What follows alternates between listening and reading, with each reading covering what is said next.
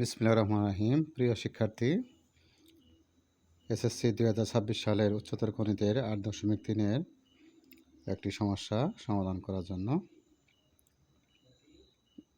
উপস্থিত হয়েছি। প্রশ্নটা তোমরা দেখতে পাচ্ছ। m সমান cot theta plus cosec theta minus 1 divided by cot theta minus cosec theta plus 1 এবং n সমান cot theta plus cosec theta হলে প্রমাণ করো যে m square minus n square সমান 0। প্রশ্নটা খুবই গুরুত্বপূর্ণ, পরীক্ষায় আসে। দেওয়া আছে সলিউশন দেওয়া আছে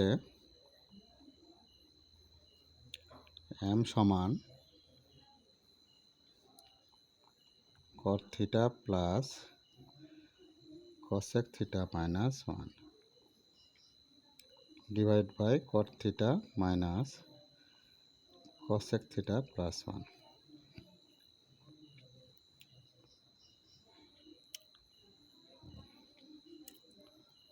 cot theta plus cosec theta minus আমরা 1 সমান লিখতে পারি cosec square theta minus cot square theta. নিচে যা আছে আমরা তাই লিখব। cot theta minus cosec theta plus 1।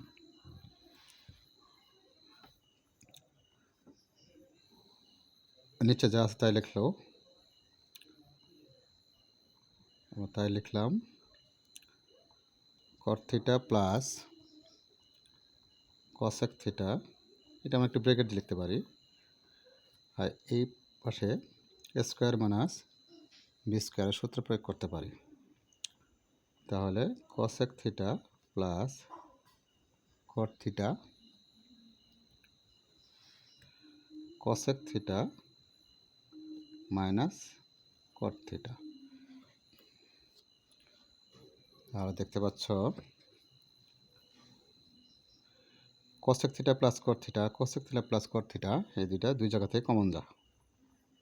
cot theta plus cosec theta common গেলে এই পাশে মনে মনে একটা 1 আছে, তাহলে 1 মাইনাস এটা চলে গেলে cosec থিটা, যেহেতু মাইনাস সামনে মাইনাস আছে তাহলে ভিতরটা চিহ্ন পরিবর্তন হয়ে প্লাস হবে,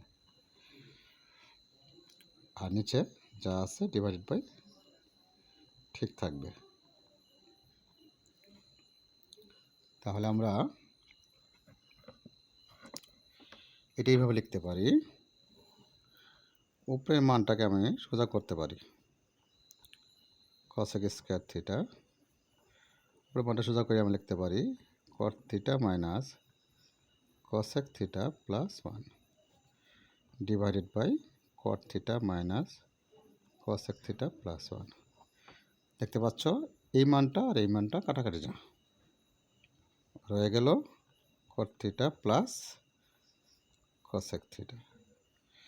তাহলে এটা m সমান বা cot theta plus cosec theta সমান আমরা মান বের রাখছি।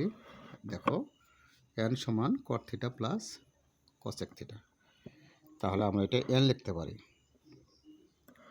তো উভয় পাশে যদি বড় করি তাহলে লেখা যায় m স্কয়ার সমান n স্কয়ার। একটু লিখতে পারো বড় করে, না লিখলেও কোনো অসুবিধা নেই।